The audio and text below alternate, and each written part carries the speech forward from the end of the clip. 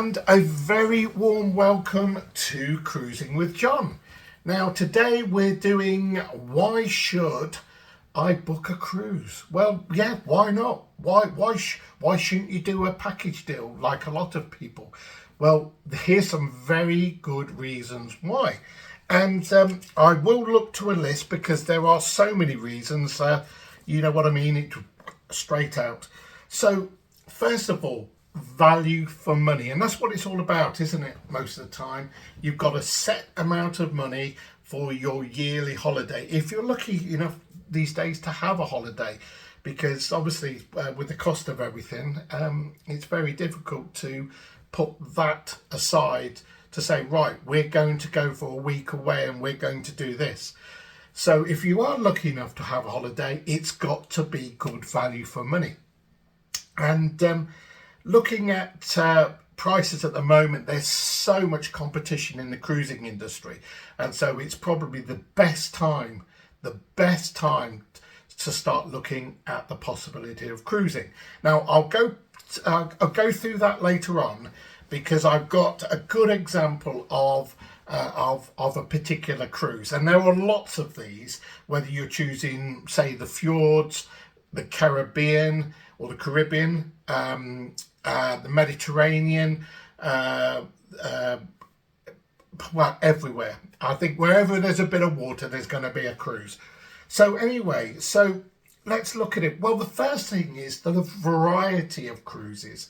As I said, you can go to the Norwegian fjords, you can go to the Mediterranean, you can go to the Caribbean, Alaska, Canada, Hawaiian Islands. There are so many different cruises that you can do. You can even do taster cruises, and that can be from, say, Southampton over to France or Germany and then back again. And if you don't like it, well, you've not wasted your money really, have you? And if you like it, well, I think once you start to cruise, you'll be hooked. So there are so many varieties and itineraries, and that's one of the biggest feedbacks, or one of the most common feedbacks that I get from my viewers, you the public, and that is you wake up in a different port every morning. So if you were to do a Mediterranean cruise, for example, you can obviously, if you're living in the UK like I do, you can drive down to Southampton, or you could catch a train. You board in Southampton, and then obviously you'll sail down to maybe France, Portugal, Civitavecchia or something like that. I always get that one wrong. Obviously Rome, and then over to maybe Malta or Santorini. So, but the thing is that they aim to provide the experience. So when you wake up in the morning, you're at your destination, and normally you'll not even realize you've docked. It's that smooth. So, and of course there's if you are sailing from Southampton, there's no flying involved, unless of course you're coming over from the States, or you're coming over from, say, I don't know, Australia or Canada. So I don't know why I'm moving my hands like this. It's not like I can see Canada from over there. So yes, there's lots and lots of places that you can that they can dock the cruise ship, and then of course you can either choose to purchase a trip at that port from the cruise ship, or you can do your own. And some of my other videos talk about that in depth. But I won't get into it here. That's for another time. So again, multiple dining options, so you don't have to eat in the same dining area each day. You can do if you want to, obviously, but there's normally a main dining room, usually about 2 or 3 levels. There's speciality restaurants. There's multiple buffet restaurants, and that's the norm on most cruise ships.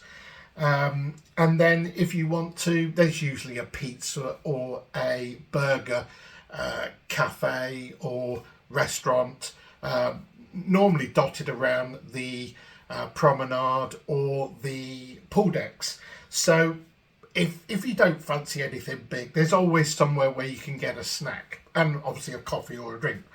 And of course, that it's the, let's say, the variety of meals. So in the main dining rooms, there is a wide selection of different types of food, and of course they cater for people with gluten intolerances, vegans, vegetarians. Obviously, anybody with nut allergies, they will cater for you. And if there's something special that you want, if you speak to the head waiter, they will often cook it for you. They're very, very flexible like that. So if you're, there's a lot of very picky people out there, and believe me, I'm one of them. Sometimes, I want something that isn't there. And we've done it multiple times on the Royal Caribbean cruise ships, and often the head chef or not head chef, the cook or the chef will come out to you and say, "Tell me what you want, and we'll see whether we can do it for you." I mean, how many people would do that? So multiple dining. So often there's a grill where you can get yourself a steak or a mixed grill or something like a surf and turf. There'll be an Italian restaurant. There will be a sushi restaurant or Chinese. There'll be an Indian cuisine such as the Sindhu on the P&O. Obviously the grill or the Chops grill is on Royal Caribbean. You've got, I think it's the Keel and Cow on P&O. Don't ask me what the other ones are, because there's so many, and I can only remember the last few ships that I've been on. That's the good thing about obviously putting them out on video, that we can view them at a later date to go, oh yeah, I've been there. So lots of variety of food. And often you can get yourself a pizza or something up to about 2:30 in the morning. So I don't think you'll ever go hungry. And of course, if you are if you want a particular something, there is room service. And I mean, we've had double cheeseburgers at 3 o'clock in the morning. So I'm no different to anybody else. Sometimes I get the munchies. And of course, food is part of of your fee. So all of that thrown in is phenomenal value for money. So there was a survey I think it was probably about a year ago. I think it was many months ago. I know that the Royal Caribbean did a survey about how does a cruise how does a cruise affect you, or why do you go cruising, say? And apparently cruising is the best way to heat up your romance in your relationship. And also it reduces stress and creates a relaxing atmosphere. So yeah, well, I'll have to ask Lisa that. It's not something that I can comment on. And of course, the more cruise ships or the more cruising you do, the more rewards that you get from the different cruise ship companies. You've got obviously Royal Caribbean's Crown and Anchor. P&O is the Peninsula, isn't it? So, and then the more points that you accrue, you will get little gifts, discounts off of staterooms, and just nice things. Maybe you'll get I know that Diamond Class you get four free drinks or 8 free drinks per day free. Which obviously, if you don't drink a lot, it means you don't have to buy any drinks packages. But obviously, for somebody, well, I like to let my hair down when I'm on a cruise, so I don't want to be counting whether I've had 2 or 4 drinks. But for somebody who likes the odd glass of wine, that's a perfect addition to anybody's cruise, isn't it, to get it for free. So anyway, different types of cabins, of course. Normally, when you are quoted for a cruise, they start off with an inside cabin. Now, an inside cabin is normally doesn't have a window, and so anybody maybe a little bit claustrophobic might want to steer clear of that. But I find them extremely relaxing because there's no light coming through, and the only trouble is you don't know what the time of day is if you wake up. So but of course you can set an alarm. So one person said, well, why don't keep the TV on? And of course there's a camera on the front of the ship that shows where the cruise ship is, so obviously when you wake up, ta-da, but you just got to remember to turn off the power saving on the TV, because I tried that and I woke up in complete darkness. But just set your alarm. So that's the cheapest cruise stateroom. Now, you can say to your travel agents or your booking advisor, look, if there are any free upgrades, put my name down for them. And you can often get a free upgrade to a room with a porthole. Obviously you can't open it, but at least you'll get some light. The only problem is when you do the free upgrades, you don't get a choice of where that free upgrade is. And often, once you've sort of put that tick in the box that says, yes, I will accept a free upgrade, once they give you that room, and that's it, there's no going back. So if you're happy to be like that, then that's fine. I do know that, well, I don't do that because I try and choose my staterooms very carefully. And the thing is with balconies is that you'll get some balconies in places where the tender or the lifeboat will block some of the view. And so you don't really want that. So just be a bit careful. Ask your travel advisor, where about the upgrades, and whether you can stipulate, look, if they offer me a stateroom or a balcony with an obstruction, that no, I don't want that. So just be careful of that. And of course, so you've got the internal staterooms, you've got the stateroom with the little port or the square window, and then you've got balcony cabins, which is you'll get the sliding doors, and obviously they usually get 2 deck chairs and a little table to put your drinks. Then you've got things such as junior suites, which are much larger balcony cabins, and then you go on to much larger staterooms if you want the full effect, the full loved up effect. Obviously this comes with a price, but if you've got the money, why not? We're only here once, aren't we? So and of course cruise ships, the variety of entertainment is phenomenal. Not only do you have on some cruise ships, not all of them, indoor skydiving, you've got flow riders, which is surf simulators, you've got Formula One racing on sort of simulation cars. You have dodgems, you've got, oh my goodness, you've got so much. Obviously they're making every new cruise ship to give you something else. I mean, obviously there are cruise ships out there that are designed for purely for relaxation. Cunard is a great example of that, and many of the celebrity cruise ships are designed specifically for luxury in mind.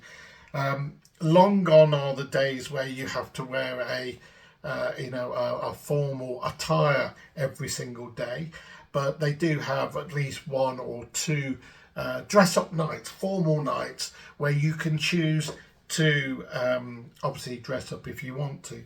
But obviously you've got West End or Broadway quality shows on most nights.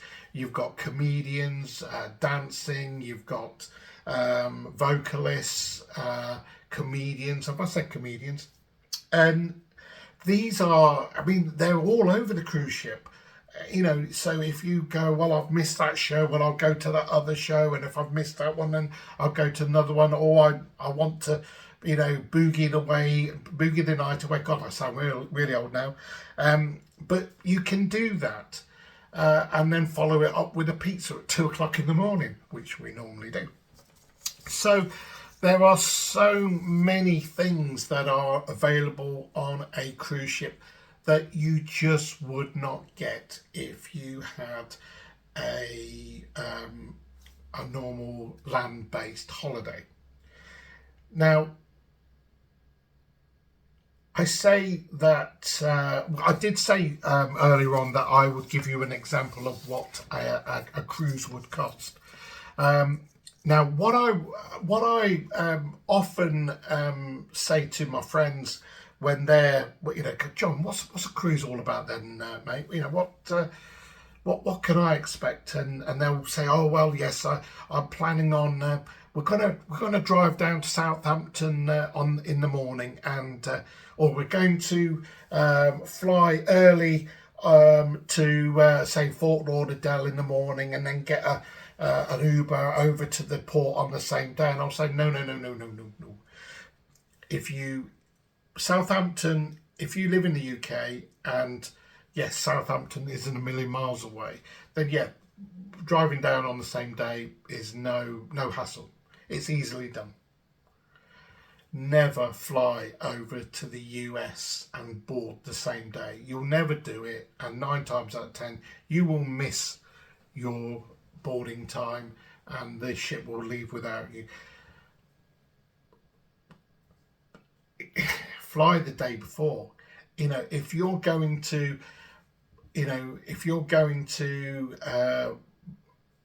sail from America, whether that be Fort Lauderdale, Miami, Galveston, I can't remember the port I think it's in New Jersey, or Jersey, next to New York. Can't remember, sorry. Very unprofessional of me. Why not make it a little bit special and spend a couple of days before you cruise? I would never want to have that stress. I really wouldn't. Anyway, let's look at the cost of a cruise. So this is based on a single person, even though it's a double occupancy stateroom. This is a single person. And it's an inside stateroom, and it's a 7-night cruise. So this is a cruise to the fjords based on 7 nights. So with Royal Caribbean or Caribbean, their 7-night cruise visiting 6 ports is $979 per person. So that's an inside stateroom. Again, you have to remember that's all your food, all of your gratuities. That's gratuities. In the UK, we're not used to paying gratuities for everything that we purchase. Especially, we will tip. We will tip when the service has been, outstanding.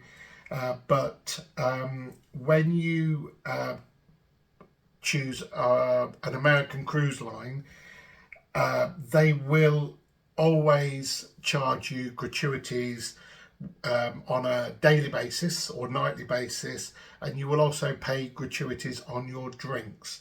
So if you buy a drinks package, the gratuities are normally already prepaid. So just remember that. Now, if you choose to, you can ask the cruise line to remove the gratuities, and you can choose to pay them on a daily basis or not at all. If you want to tip your stateroom attendant or your barman or your waiter or waitress, then do so. It's completely up to you. So anyway, so 979 per person is based with gratuities included. There'll be no drinks package, but that's all your food, not your specialised or specialist or speciality, however which way you want to say that, restaurant it is. Let me just change this lighting a bit there. That's a bit better. So that doesn't include drinks packages. So you just remember you get your tea and coffee and your water. That's free. But if you want a glass of wine, a beer or something, then you'll have to pay on top of that. No, so that's Royal Caribbean. I base it on July 2024. Now P&O, theirs was 679, which was for, again, 7 nights. That was 5 ports and 2 cruise buys. So there's certain areas in the Norwegian fjords that you can't dock at. There's no ports, but of course they do a cruise by, so you can take all your photos. But that, again, that's 7 nights, £679. Wow, that is brilliant. Of course, that's all your food thrown in as well. And P&O are very. They have some. The food is exceptional. So the last one is Princess. And of course, P&O and Princess are actually part of the Carnival group. So maybe that's unfair. But Princess, same itinerary, was £749. Now, with Princess Cruises, they will often throw in an optional extra free of charge. So that could be a free stateroom upgrade. That could be a drinks package. It could be Wi-Fi. It could be one of 5 things. Sometimes you'll get a free spa treatment. So speak to your travel agent or your travel advisor and see what you can get free of charge.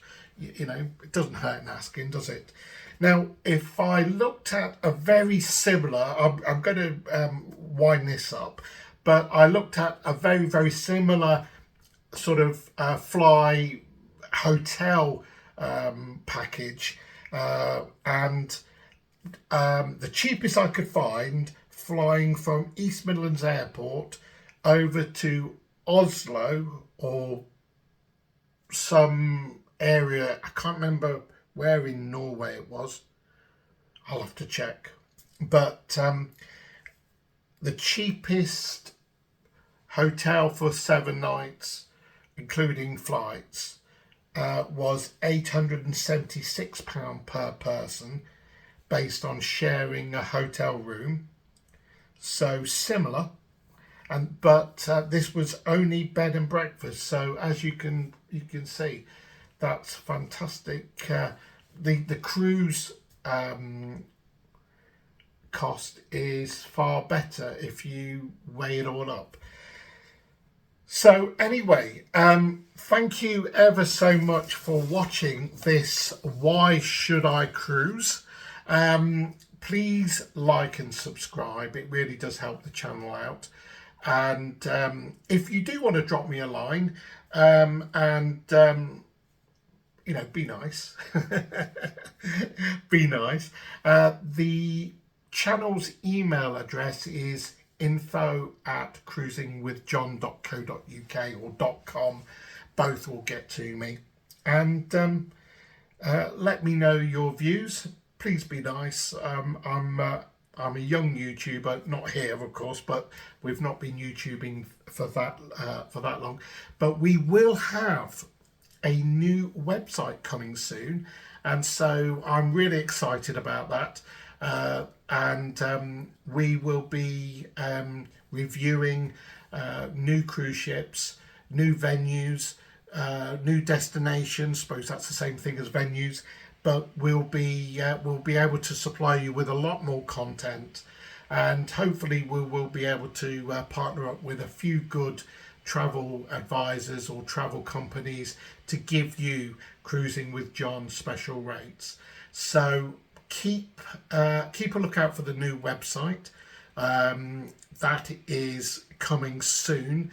We've got our partners busily working on that at the moment. It's the same company that's done the channel's intro, and so far the Google, or no, not the Google, the YouTube analytics has pointed out to us that only 10% of our viewers are subscribers. So please, if you would do me the honor of subscribing to the channel, it costs nothing. It costs you nothing. There are no hidden charges or anything like that. It is free.